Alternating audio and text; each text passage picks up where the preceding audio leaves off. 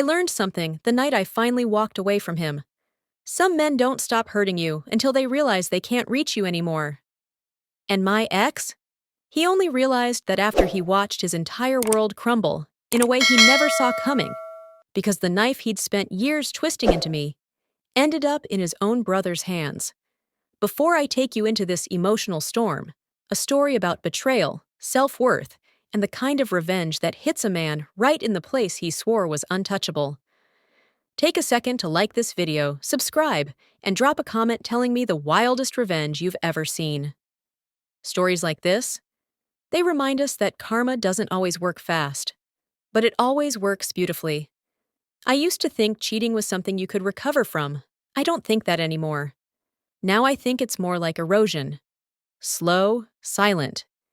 You don't notice the damage until one day you wake up and realize the foundation hasn't just cracked. It's gone. His name was Adrian. Everyone called him charming, but that was just another word for gets away with shit he shouldn't. He had that smile people fall for before their brain has time to kick in. Easy, warm, practiced. Too practiced. In hindsight, that should have been my first red flag. But I was young when we met. 22, soft around the edges. At that age, you mistake intensity for love, guilt for devotion, and manipulation for passion. The first time he cheated on me, he cried harder than I did. Swore he didn't know what came over him. He'd been drinking. He felt insecure. He felt overwhelmed. Everything except the one thing that mattered. He wanted someone else. But I forgave him. I forgave him like a fool. Like someone raised to believe second chances show your heart, not your weak spot. He must have seen it, that softness, that willingness to hurt quietly, because he used it again. And again. And again. By the fourth time, I no longer felt shocked, just numb. You know that feeling when your stomach drops out of your body? I stopped feeling that. It's terrifying when your body stops warning you because it has given up trying. There were nights I lay on my back, staring at the ceiling, until the shadows looked like they were breathing. Nights I checked his phone after he fell asleep, or tried to, when he didn't start hiding it under his pillow like a teenager. Nights I wondered if I was simply unlovable, too plain, too forgiving, too easy to disregard. He would hold me in bed, arms tight around me, breath warm on my neck. And I'd think, this man has cheated on me, and he sleeps peacefully, while I lay awake feeling like my ribs were filled with broken glass. Yet every time he begged, I stayed. His apologies came with the same script every time. I'm sorry, baby. I swear I'm changing. You're the only one I want. Please don't leave me. I can't live without you. People talk about emotional manipulation like it's loud. It's not. It's quiet. It's the slow shrinking of your boundaries until you look in the mirror and don't recognize yourself anymore. The final time, the last time, wasn't even dramatic. No lipstick stains, no mysterious texts, no suspicious phone calls, just a message from a girl I didn't know. Hey, I think you should know. I didn't realize you two were together. 12 words. 12 tiny words that finally snapped the string I'd been clutching like a lifeline. I confronted him. He cried. He begged. He said he'd do therapy. He said he'd block every woman on his phone. He said he'd marry me. He said everything except the truth, that he cheated because he wanted to, because it was easy, and because he didn't fear losing me. But this time, I was already gone inside. My voice came out flat, hollow, exhausted beyond anger. I can't take this anymore. We should break up. He froze like the idea had never occurred to him, like hurting me was fine as long as I stayed. He didn't yell. He didn't plead. He just said, fine, I'll give you space to reconsider. He actually said reconsider, as if the breakup was temporary, as if he'd booked it like a hotel room I'd return to once the air cleared. I didn't reconsider. I didn't answer his messages. I didn't care anymore. He thought silence was an invitation for him to keep pushing. In reality, it was the first peace I'd felt in years. There's something people rarely talk about. When you date someone for years, you don't just get used to them. You get used to the people around them. Their family, their friends, their orbit. His brother Marcus was the opposite of Adrian in every way. Quieter, sharper, more grounded. The kind of man who watches a room instead of performing in it. We were always friendly, in that "you're my brother's girlfriend" way. Never close, never flirty, just aware of each other. After the breakup, I saw him occasionally, whenever my friends and his friends ended up hanging out, usually by accident. He was lighter without Adrian around, easier, funnier. I hadn't noticed that before. One evening, one I'll never forget, we were all at a friend's place. Music low, warm lights, late enough that everyone's guard was half down. He sat beside me, close but not crossing anything. Not yet. We talked, really talked, about childhood, pressure, growing up in someone's shadow. Things Marcus never shared before. Things he said he'd never had the space to say to anyone. There was a moment, a pause, where his eyes lingered on mine a little too long. A moment where the air shifted, slow and magnetic. He didn't kiss me then. Didn't try anything. He just said softly, "You deserved better than what he gave you." And God, I didn't realize how much I needed someone to say that. It was a few weeks later, when the flirting became unmistakable. Playful touches on my hand. A look that lingered. A smile that said more than the words did. And then, one night, it just happened. No hesitation, no guilt, no confusion. It wasn't revenge. Not at that moment. It wasn't anger. It wasn't pettiness. It was a release. A reclaiming. I felt wanted, valued, seen. Sleeping with Marcus wasn't a plan. It was freedom. But the universe has a way of turning small moments into earthquakes, because word got back to Adrian. And the explosion that followed? Still one of the sweetest things I've ever seen. There's a strange calm that follows a breakup you should have made years earlier. Not joy, not relief exactly. Just silence. For the first time in years, my phone stopped vibrating with lies. No late-night apologies, no half-drunk confessions, no guilt-tripping paragraphs disguised as trying to communicate. Just the stillness of a life no longer orbiting his chaos. But chaos? Chaos didn't like being ignored. And Adrian treated my silence as an act of war. At first, his texts were polite, predictable, mechanical. "I know you're hurt. I'm giving you time. I miss you. We can fix this. I'll do anything. Just talk to me." I didn't answer. Not once. Then the tone shifted. "So what? You're just ghosting me now? You're acting childish." I said I'd change. "What else do you want?" Still nothing. The silence seemed to unhinge him. Like he couldn't understand how the person he controlled for years suddenly wasn't available to be controlled anymore. He sent paragraphs, wall after wall of text, accusations, guilt trips, nostalgia bait, self-pity. And beneath them all, one message he never explicitly said, but always implied. "I didn't think you'd actually leave." That was the problem. He thought the relationship was his to end, not mine. When he realized texting wasn't working, he showed up. At my job, my gym, mutual friends' houses, places he knew I'd be. Not aggressively at first. Just showing concern. The kind of concern that makes people stare. The kind that makes your skin crawl.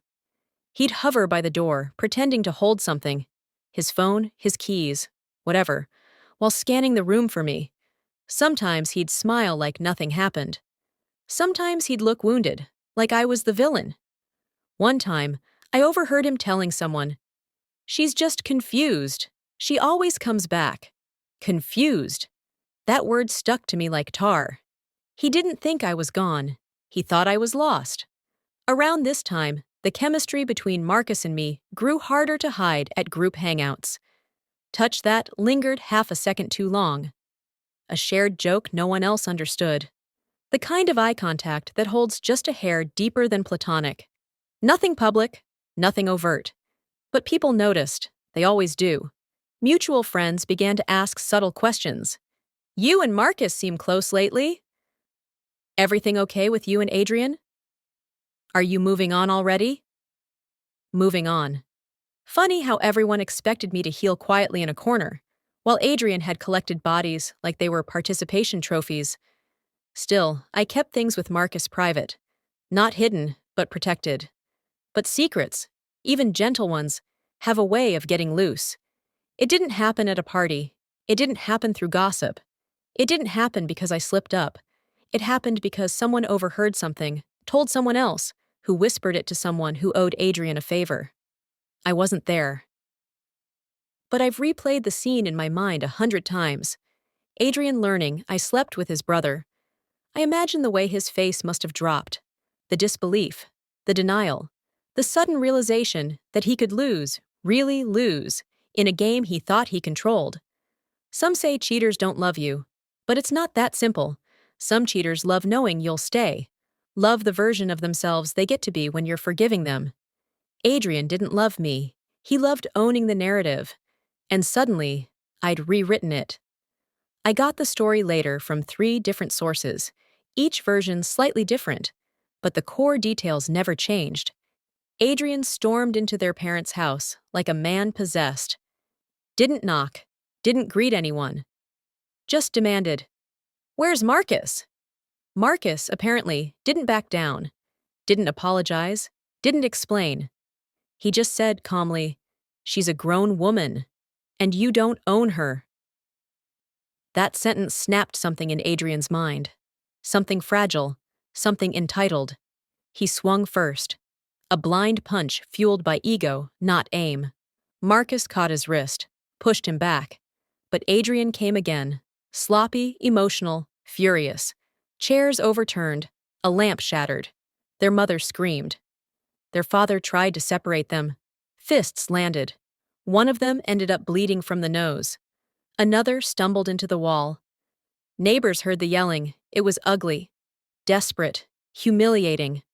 Not because they fought, brothers fight, but because the entire neighborhood found out why.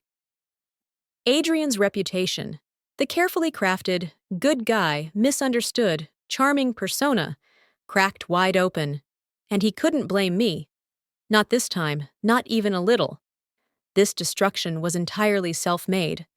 I was home when he showed up, late evening, sky dark, air humid and heavy, like a storm was waiting for permission. He pounded on my door so hard I genuinely thought he might break it. I opened it, not out of fear, but because I was done hiding. His face was a mess, red, wet, swollen. Tears mixed with blood, dripping down his chin in pathetic streaks. He looked less like a man and more like a child who'd finally been told no for the first time. He choked out, "How could you do that to me?" The absurdity stunned me. How could I do that to him? He cheated on me repeatedly, lied to me, gaslit me, humiliated me, eroded me until I barely recognized myself. And yet, sleeping with someone after I left him? That was the unforgivable sin. He kept going. "We were supposed to work things out. I told you I'd change. You didn't even try. You ruined everything." His desperation filled the air like sour breath. I let him rant. Let him unravel. Let him fling every accusation he could. Because it didn't matter. When he finally stopped, waiting for my response, I felt nothing. Not anger, not guilt, not fear, just clarity. I looked him dead in the eye and said, "I don't care. Not anymore. Move on with your life." He stared at me, stunned. As if indifference hurt worse than betrayal. And maybe it did, because Adrian wasn't crying for me. He was crying for the version of himself he could no longer recreate. The man he pretended to be only existed when I played the woman who tolerated him. Without me, he was just a cheater with no one left to fool. After that night, everything changed. His messages stopped. Not gradually, instantly, like someone blew out a candle inside him. Mutual friends said he wasn't himself, quiet, withdrawn, embarrassed, angry, ashamed. He stopped posting on social media, stopped going out, stopped showing up in the places he used to love. His brother avoided him entirely. Their family was split. His reputation was in tatters. Meanwhile, I recovered. Slowly, steadily, piece by piece, laugh by laugh, night by night of sleeping without checking his phone under the pillow. But as I healed, as I built a life without him, I also felt something else brewing inside me. Not guilt, not regret. Power. For the first time in years, I wasn't reacting. I was deciding, choosing, directing the story instead of surviving it. And it was in that newfound freedom that the seeds of real revenge, the kind he'd never recover from, began to take root. There's a strange kind of peace that settles in your chest when the person who once controlled your emotions suddenly holds none of them. Not love, not hate, not even resentment. Just nothing. Nothing is powerful. Terrifyingly powerful. Because when you stop reacting to someone, you force them to face themselves. And that, more than anything, is what began Adrian's real punishment. But revenge. Revenge starts small, quiet, private, with a single moment of clarity so sharp it almost cuts you open. It happened unexpectedly. I was sitting on my friend Lena's couch, legs tucked under me, sipping lukewarm tea while she scrolled through her phone. The fight between Adrian and Marcus had spread like wildfire through their neighborhood. People whispered, speculated, judged. Lena turned her screen toward me. A group chat screenshot. Someone had written, "Apparently he lost it because she hooked up with his own brother. Imagine getting done dirty like that after cheating for years." There were laughing emojis beneath it. Memes, jokes, little digital crumbs of schadenfreude. I stared at the screen. Not at the words, not at the humor, but at something else. At the fact that I hadn't done a single thing to create this chaos. Not intentionally, not maliciously. And yet, his world was crumbling. All because I moved forward. All because he couldn't. The realization settled slowly in my chest. Revenge wasn't something I needed to build. It was already happening. I just hadn't claimed it yet. That was the turning point. Not rage, not spite, just recognition. I didn't need to destroy him. I only needed to stop cushioning him from the destruction he created himself. But once that thought bloomed, I couldn't unsee the possibilities. Revenge, I realized, isn't always an action. Sometimes it's a direction. And I was ready to walk in it, fully, deliberately, unapologetically. Over the next few weeks, my life transformed in small but significant ways. I slept through the night, deep, full, uninterrupted sleep. I ate without that familiar pit in my stomach. Music sounded different. Colors felt brighter. My apartment looked cleaner, as if it exhaled when he left. Healing made room for clarity. Clarity made room for intention. Intention made room for power. And the more I healed, the more he unraveled. Because I wasn't supposed to be okay. Not without him. Not without his apologies. Not without his chaos tethering me to him like a chain. Every time someone told me, "Adrian's not doing well," I felt an odd, quiet satisfaction. Not joy in his suffering, but justice in the equilibrium returning. For once, the scales weren't tipped in his favor. And as I found my footing, I began thinking about the one thing he'd always feared. Me living a life he was no longer part of. Me being happy, publicly, unbothered, out of reach. The greatest revenge wasn't hurting him. It was thriving in ways he could never access again. But I didn't want symbolic revenge. Not only that, I wanted closure, finality, a moment that mirrored every ounce of humiliation he'd dragged me through. And fate, as if it had been waiting for me to be ready, handed me the perfect opportunity. It was late, almost midnight, when Marcus texted me. Not flirty, not teasing, just, "Can we talk? It's important." My pulse skipped for reasons I didn't fully understand. We met at a quiet rooftop bar overlooking the city. Cold air, dim lights, a few scattered people murmuring over drinks. Marcus wasn't smiling. Not tense, just serious. He leaned on the railing, looking out at the skyline before saying, "He's getting worse." I didn't need to ask who. He's not sleeping. He's barely eating. He's angry at everyone. And he keeps saying he doesn't understand why you'd do this to him. I almost laughed, not out of cruelty but disbelief. Marcus looked at me, searching my face. He really thought you'd come back, even after everything. He can't wrap his head around it. That sentence hit me harder than I expected. He can't wrap his head around it, because he didn't think I had the right to walk away. Not truly, not permanently. I asked Marcus quietly, "Why are you telling me this?" He hesitated, not out of guilt, but loyalty being pulled in opposite directions. Because I think he'll only understand it if he hears it from you. Not the breakup, not the silence, the truth. The truth. The truth that I was done. That the version of me he once controlled no longer existed. That I saw him clearly now, and chose myself. Marcus looked pained, but honest. He needs to hear that you don't want him, that you don't see him as the man he thinks he is. And then, whatever happens next, happens.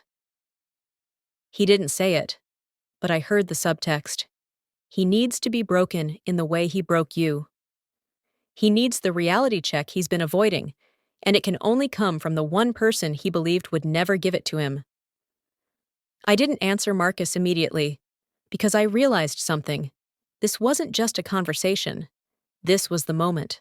The one all the pain had been leading toward. The one where the emotional weight shifts, and never shifts back. I went home with my mind buzzing, not with fear, not with hesitation, but with intention. Because I finally understood what Marcus was offering me. Not advice, not intervention, opportunity. And I wasn't about to waste it. My revenge wasn't going to be loud, or messy, or theatrical.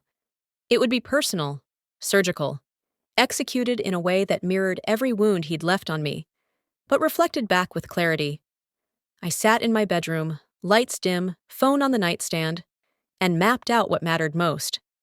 He needed to hear the truth from me. Unfiltered, direct, final. No room for fantasy or delusion. The truth he'd spent years avoiding. I didn't love him anymore because he killed every part of me that once did. He needed to understand his actions had consequences. Not karma, not chance, not things got out of hand. Consequences. He needed to feel the one thing he never allowed me to feel. Powerless. And the most important part? I wouldn't raise my voice once. Calm truth hits harder than screaming, and indifference wounds deeper than anger. I blocked out a day, prepared myself emotionally, reviewed what I wanted to say. Not a script, but a direction. Marcus texted me the time, the place, a private corner at a quiet cafe where Adrian felt safe. Everything was set. As I stood in the mirror before leaving, something inside me shifted. I didn't look like the girl who spent nights wondering why she wasn't enough.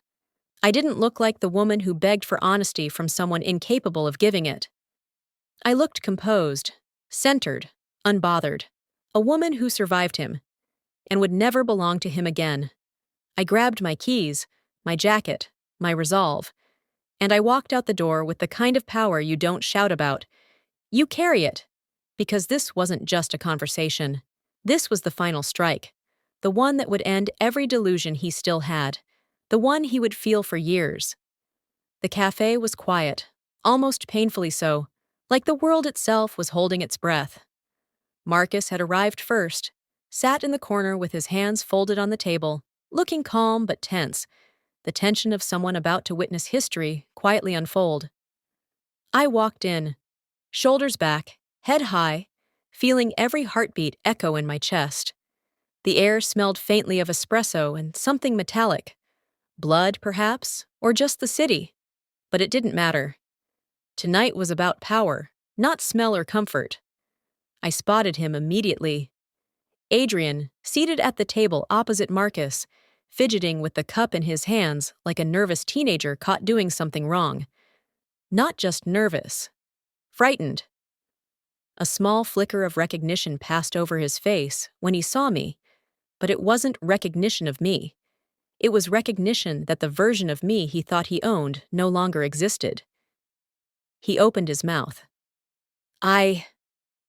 I cut him off with the calmest, most deliberate tone I could muster. Stop! Don't! You won't understand until you hear it from me. He froze. His chest rose and fell rapidly. Sweat gleamed on his forehead. I could see the instinct to charm, to lie, to manipulate, quiver and die in real time. I am done, I continued, voice steady, deliberate. Done forgiving you, done waiting, done caring about what you think you deserve. I saw the first flicker of panic cross his eyes. I didn't cheat on you because you weren't enough, I said. I cheated on myself in thinking you could ever be honest, loyal, or worthy of my love. He opened his mouth again, but Marcus, sitting there with a quiet authority, laid a hand on his shoulder. Listen, Marcus said, calm but firm. She's telling you the truth. You need to hear it. And suddenly, everything became still. I realized he had no one else to manipulate, no one else to gaslight, no one else to convince that he was right, that he was justified. It was just him, and me, and the cold, unflinching reality. Adrian slumped back in his chair. For a moment, I thought he might bolt, scream, or even attack again, but the fight had left him. All that remained was a hollow, trembling man who had finally been confronted with the truth he had avoided for years. I didn't know, he whispered.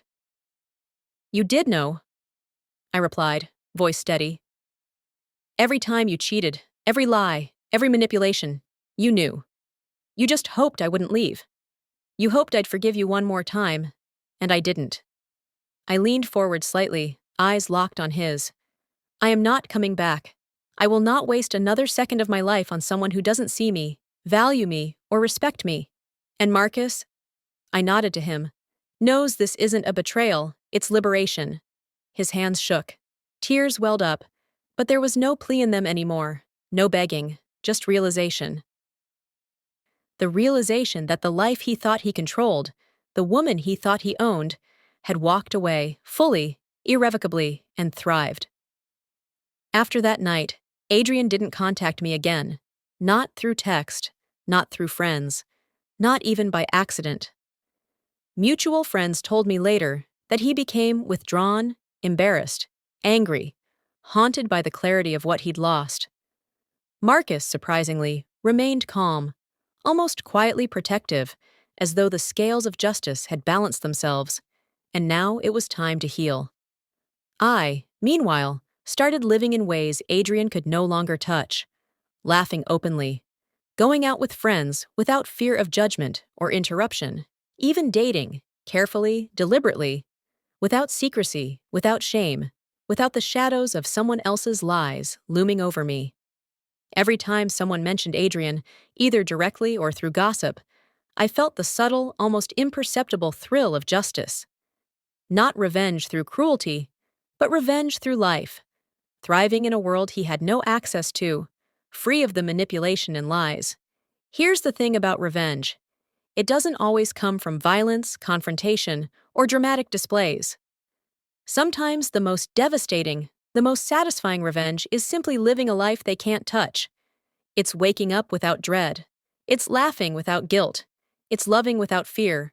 It's being whole again, while they crumble in the echoes of the chaos they created. And Adrian? He's still haunted by it. Not by me actively hurting him. Not by any plan or trap. Just by the truth he never wanted to face. The woman he destroyed has survived, thrived, and will never, ever belong to him again. That is the ultimate revenge. That is justice served perfectly, silently, and completely. In the end, I didn't plot some grand scheme or humiliation. I didn't wait for karma to strike. I simply walked away. I chose myself. I refused to shrink into someone he could control. The sweetest revenge is not in hurting someone else. It's in reclaiming your life, your peace, your joy, yourself. Every time I think about Adrian, I smile quietly to myself. Not out of malice, out of understanding. He got exactly what he asked for. The truth. And I got exactly what I needed. My freedom. If this story hit you, hit like and subscribe. Share your thoughts in the comments. Have you ever seen revenge unfold quietly, perfectly, and irrevocably? Because sometimes, the most satisfying revenge isn't loud. It's just living your life without looking back.